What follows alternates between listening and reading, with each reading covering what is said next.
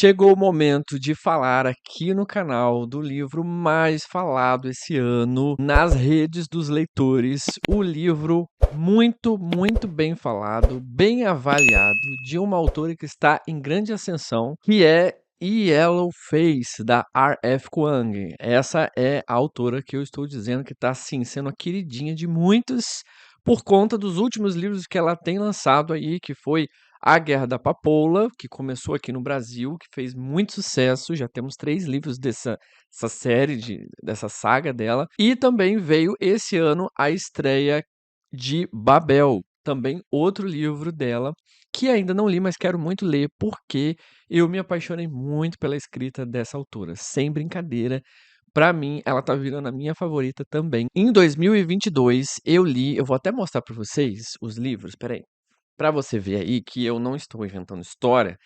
Em 2022, eu li A Guerra da Papoula, que foi o lançamento dela aqui no Brasil, quando chegou. Fiz até um vlog logo quando o canal estava surgindo no YouTube, e aí eu falei, eu vou ler esse livro. Não estava lendo fantasia nenhuma, e aí eu decidi ler, fazia tempo que eu não lia, e como estavam falando bem, eu estava meio com o pé atrás, confesso. E acabou que eu gostei demais de A Guerra da Papoula. Não li a continuação, porque eu não tenho muito costume de fazer isso, mas, assim, gostei muito da escrita dela. Uma fantasia do jeitinho que eu gosto, que não tem tantas enrolações, cenas para maior de 18, que tem muitas dessas fantasias hoje em dia, né.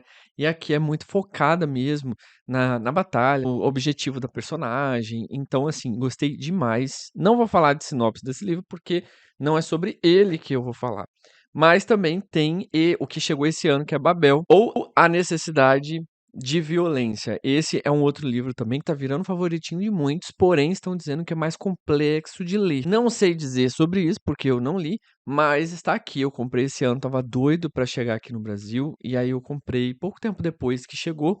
Está aqui para minha lista de leitura. Não sei se eu consigo ler esse ano, talvez, mas por eu gostar muito da leitura dela, assim como aconteceu com A Guerra da Papoula, falei, vai ser esse ano mesmo, vamos ver, acho que eu consigo. Mas não é sobre esses livros, é sobre Yellow Face, ou Impostora, que chegou aqui no Brasil, que eu quero falar com vocês. Um livrinho pequenininho, sabe? Que até me impressionou, porque eu não imaginava que fosse tão pequeno, tá? Eu pensei que ia ser um livro mais ou menos deste tamanho aqui, que é da Guerra da Papoula, tá vendo? Esse livro da Guerra da Papoula tem o quê? Quase 400 páginas, 500 páginas. Mas não, Yellow Face veio com uma outra roupagem, com uma capinha bem diferente. Afinal, a história também, ela tem uma proposta diferente. Ela é uma ficção contemporânea, não tem fantasia nem nada. Dizem ser um suspense, né? Dizem ser um thriller. Mas eu ainda não classifico muito como um thriller. Como eu estava dizendo, esse livro ele tem 345 páginas. Você lê assim, em 2 dias, 3 dias, se você tiver tempinho, você lê muito rápido, tá? Por vários motivos. Primeiro que são 340 páginas num livro pequenininho desse, entende? Então a gente já sabe que é menos história. E também é pela leitura dela, que é ótima, sabe? Ela escreve maravilhosamente bem, com vários detalhes, super enriquecendo, e ela fez isso muito bem em A Guerra da Papoula, que é uma fantasia épica, sabe, com cultura chinesa e tal. E aqui já é muita coisa contemporânea, e ainda assim ela conseguiu tirar de letra, mesmo escrevendo de uma outra roupagem, de um outro estilo, ela conseguiu se sair muito bem. Então, eu não li em 2, 3 dias, porque eu trabalho, eu tenho um dia muito ocupado, então eu lia à noite.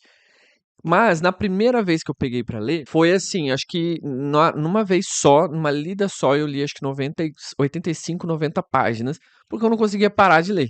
Foi até na minha viagem, inclusive foi o vlog que saiu, o último vídeo aí, que foi o vlog da minha viagem, que eu comprei esse livro lá na livraria do Rio de Janeiro e acabei lendo na viagem. Então, assim, já digo de antemão, se você não sabe do que é essa história, do que se trata exatamente, já está entendendo que realmente é um livro bom e que vale a pena ler, né? Como eu disse, a leitura é muito fácil, porque a R.F. Kuang, ela tem, vou falar Rebecca porque é melhor, a Rebecca Kuang é melhor do que R.F. Kuang. Ela tem esse poder, sabe? Ela tem esse dom que, olha, eu vou te contar. Eu faz muito tempo que eu não encontro um autor que escreve uma história em que você acaba se deliciando ali nas páginas, sabe? Que você mergulha, que você imerge de uma maneira de tantos detalhes muito bem feitos. Não é aquele detalhe que é escrito de uma forma enjoada e cansativa, sabe? Tem muitos livros que são assim, que entram em muitos, muitos, muitos detalhes e você acaba enjoando, você se perde um pouco, você começa a pensar em outra coisa. Quando você vê, você leu 2 páginas e não prestou atenção. Não foi assim que aconteceu comigo, tá. Enfim, a Rebecca Kuang está de parabéns nisso, é uma moça jovem, não sei quantos anos ela tem, mas ela aparenta ser uma pessoa muito jovem, tá nova no mercado literário, como eu falei aí, cresceu muito com esses livros, inclusive Babel deve estar para chegar uma outra sequência, talvez, e que não é porque ela tá nova, eu tô falando botando aspas aqui de estar nova no mercado literário, porque eu não sei exatamente quando foi que ela surgiu, que ela começou quando foi o primeiro livro lançado dela. Eu sei que é uma pessoa que já ganhou prêmios, tá? Se eu não me engano, A Guerra da Papoula ganhou prêmio já, e o último prêmio que ela ganhou foi de Babel, tá? Eu não sei se foi o prêmio Nebula, não lembro, mas ela já tá super premiada por esses aí, e eu tenho quase certeza que isso aqui vai levar algum prêmio esse ano, pode ter certeza. E por ela conhecer muito bem o mercado literário, mesmo ela não tendo, sei lá, 15 anos, 20 anos de carreira, ela sabe muito bem o que funciona por trás de contratos de editoras, por trás de merchandising, marketing, né? Por trás de todo o processo ali para fazer o livro ficar muito famoso e chegar nas mãos de muitas pessoas. Enfim, ela entende muito bem disso e ela consegue colocar isso com muitos detalhes que a gente não conhece, que a gente nem sabia como funcionava, e se sabia, veio com plus, veio com detalhes a mais aí que até me surpreendeu. E a história ela vai falar sobre o quê? 2 amigas que conheceram na faculdade, né, estudaram juntas, e aí tem uma que é a June, e uma que é a Athena. São 2 amigas aí que se conheceram na faculdade e estão, assim, batalhando muito para conseguir um espaço no mercado literário. E, consegue, né, a Athena é a que consegue, é a que tem fama, ela conseguiu publicar um livro e vender pra caramba, ficar muito famosa com o livro dela, e a amiga não conseguiu por esse caminho, não conseguiu, na verdade ela tentou, publicou um livrinho ali, e aí não vendeu muito, ficou criando poeira na prateleira, ficou, como dizem as pessoas hoje em dia, ficou muito flopada, né, flopou bastante, e aí não tem a grana que a amiga tem, nem nada. E aí, o que que acontece? Ela presencia, estando com essa amiga num determinado momento da história, essa amiga dela, que é famosa, que vendeu muitos livros, acaba morrendo num incidente, num acidente. Ela presencia aquilo. E aí tem esse momento, né, um momento tenso ali da morte dessa personagem, que você, no princípio, fica com os olhos muito voltados para ela, com tantas qualidades, com tanto sucesso que ela tem. E aí a June, ela, naquele momento ali, por estar na casa da amiga, né, ela olha e descobre que tem algumas coisas da amiga dela, algumas pilhas de manuscritos, e aí ela pensa: "Por que não eu pegar aquilo e dar uma olhadinha? Por que não eu mexer um pouquinho, colocar com as minhas palavras e talvez arriscar?" Afinal, né, a Athena era uma autora de sucesso, ela viu que aquilo também era um material muito bom, muito interessante. E aí ela surrupia aquele manuscrito da amiga falecida e ela começa a calcular ali, a pensar em como ela pode publicar aquele livro em nome dela e que ninguém perceba ali que foi a amiga. Mas aí tem aquela coisa, né? Todos sabiam que elas eram amigas. Houve, assim, claro, teve por conta da amiga ser famosa, saiu no jornal a morte da Atena, todo mundo ficou sabendo. Ela deu entrevista em relação a isso. Então, assim, querendo ou não, elas tiveram uma ligação ali que todo mundo sabia, e eram 2 autoras. E a Athena já tinha feito muito sucesso com o último livro dela, que falava sobre era um assunto sobre a cultura chinesa, não me lembro direito, mas era algo parecido. E aí essa segunda obra era um pouco sobre os trabalhadores na época da Segunda Guerra, os trabalhadores chineses e tudo, e aí ela olhou aquilo e falou: "Pô, interessante o assunto", e ela começou a mexer, mexer, mexer, mexer, e adaptar um pouquinho aqui, adaptar um pouquinho lá, até aquilo se transformar num livro, assim, bom.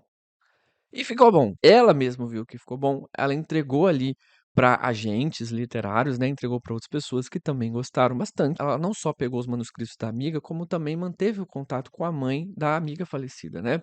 E ali foi um outro canalzinho para conseguir sugar algumas coisas da amiga falecida. Bom, o que que você pode imaginar que venha acontecer?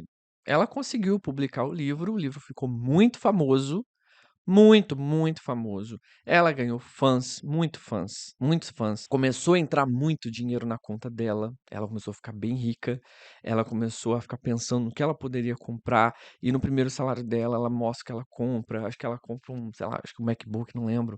Ela compra apartamento, enfim, ela começa a mostrar toda a dinheirama que entra na conta bancária dela. O que é interessante porque, assim, eu imagino que a Rebecca Kuang, ela isso é uma ficção, claro, mas ela não colocou coisas tão discrepantes que podem não ser, perto da realidade, como, por exemplo, valores do que quanto pode ganhar um escritor de livros de sucesso, né. Então, essa questão de valores aí, do que entrou na conta bancária, eu não duvido que seja realmente isso que aconteça no meio literário para pessoas muito famosas. E aí ela compra bastante coisa e ela começa a crescer. Eu acho muito legal essa parte. Eu gosto de histórias que têm esse momento de evolução, esse momento assim de desenvolvimento da pessoa e você vai vendo uma ascensão dela, do zero ao 100, do lixo ao luxo, sabe? Coisas assim. Adoro histórias assim, histórias de superação, de crescimento, enfim, de sucesso. E ela escreve com muitos detalhes, porque a gente que é leitor, eu, pelo menos, eu sou muito curioso para saber um pouco sobre como funciona o mercado literário. Sou muito curioso. Como é um processo de escrita, ela coloca aqui no livro. Como que é o processo para você entregar para um agente literário? Como que é uma reunião com uma editora? Enfim, todos esses detalhezinhos, como que ela escreve, qual é a ideia que ela tem, por que que ela coloca aquilo, como deveria colocar. São muitos detalhes que ela coloca que eu acho que ela colocou do coração e da profissão dela. Gente, é o meu gato, tá bom? Isso pra mim enriquece demais uma leitura. Faz a gente ficar muito curioso com o que tá lendo ali, né? A gente que tem interesse em entender como funciona esse meio. Ela chega ao sucesso e tem muito dinheiro, como eu falei. Tem várias pessoas falando sobre ela na internet. Esse é um outro ponto também que ela contextualizou bastante. Ela botou no mundo atual várias situações no Twitter, sabe? No Instagram, várias publicações que ela colocava, os modos como as pessoas falam na internet, inclusive até memes, até gírias e memes, né? Que pra gente funciona. Então, isso eu sei que tem a ver com a pessoa que traduziu o livro. Inclusive, a pessoa que traduziu esse livro está muito de parabéns. Gostei demais. Me botou mesmo numa situação em que eu conheço e que eu estou habituado e me fez mergulhar muito mais na história. Eu acho interessante isso, melhor do que você traduzir uma história e trazer um meme lá de fora, trazer um modo da pessoa falar lá de fora que você não entende, não é da nossa cultura, sabe? E ela também coloca, isso agora que eu tô falando na Rebecca Kuang, ela coloca já a cultura do cancelamento do Twitter. Normal, a gente vê isso já faz um bom tempo. Acho que desde a pandemia. Por que ela coloca a cultura do cancelamento? Porque é óbvio, gente, que mais cedo ou mais tarde a June, que depois ela vira Juniper Song, é desmascarada. Óbvio que em algum momento as pessoas começam a pesquisar, as pessoas começam a ligar os pontos. No Twitter, gente, tem detetive pra tudo. Você sabe. O povo começa a fazer dossiê de tudo, pegar detalhezinhos de uma coisa a outra, começaram a associar o método de escrito de uma autora para outra e eles acabam descobrindo, né?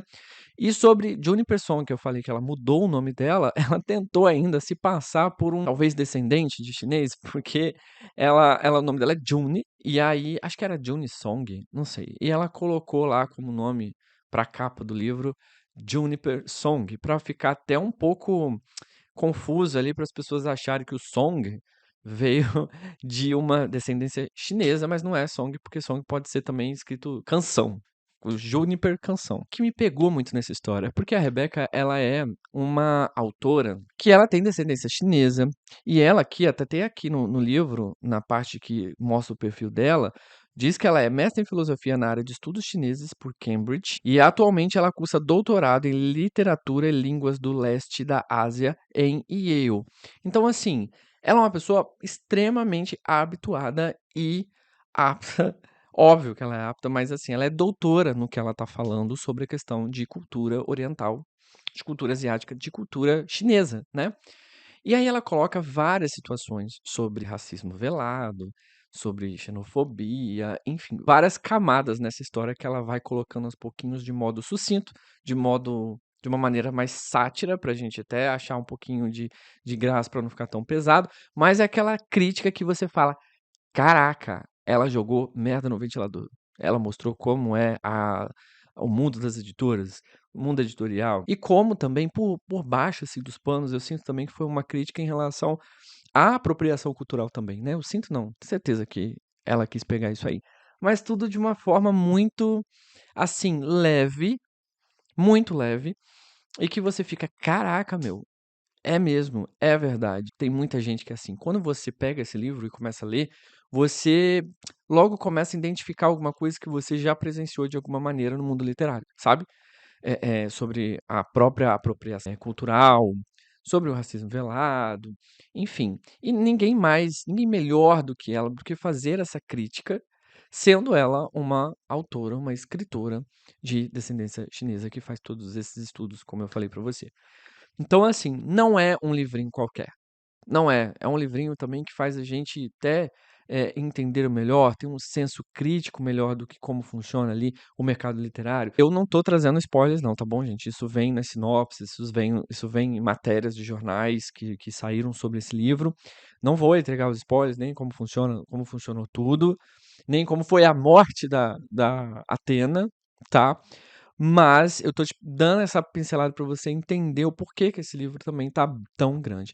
É quase como a Avenida Brasil, aquela pessoa que você acompanha ser vilã, a história inteira, você vai acompanhando, quase virando cúmplice, porque você tá acompanhando muito de perto a pessoa cometer um crime, a pessoa cometer uma coisa absurda, que é a usurpação praticamente. Fora a parte de roubo e tudo, e você fica naquela, esperando, quero ver que horas você vai ser pega. Você fica naquela expectativa, né? Que momento ela vai ser pega. Depois que os fãs começam a fazer toda aquela pesquisa, todo aquele dossiê, você já começa a ver e tá encaminhando pra desgraça da pobre da mulher. E aí tudo vai se desenrolando pra esse caminho.